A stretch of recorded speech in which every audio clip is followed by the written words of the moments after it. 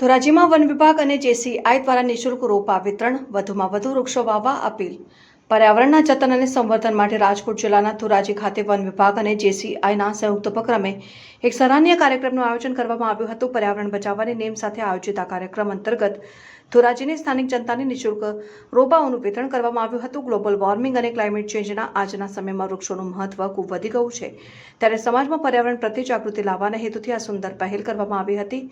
આ કાર્યક્રમમાં વન વિભાગના અધિકારીઓ અને જેસીઆઈના સભ્યો પણ ઉપસ્થિત રહ્યા હતા। સ્થાનિક લોકોમાં પણ રોપા મેળવવા માટે ભારે ઉત્સાહ જોવા મળતો હતો।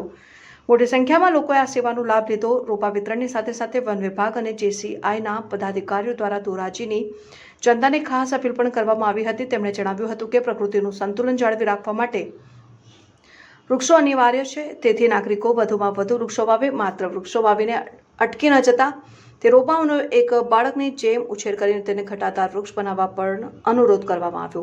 પત્રકાર રાજુભાઈ બગડા, ધોરાજી।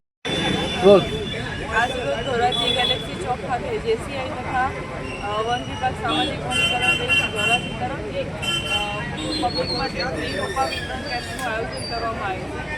5મી જૂન વિશ્વ પર્યાવરણ દિવસ નિમિત્તે આ સંસ્થા તથા વન વિભાગ તરફથી સિટીની અંદર મેક્સિમમ ફળાવ રોપા તથા છાયાના વૃક્ષોનું વિતરણ કરવામાં આવનાર છે। આ વર્ષે સામાજિક વનીકરણ વિભાગ ધોરાજી તરફથી અમે લોકો 50,000 જેટલા રોપાનું વાવેતર પણ કરવા જઈ રહ્યા છે।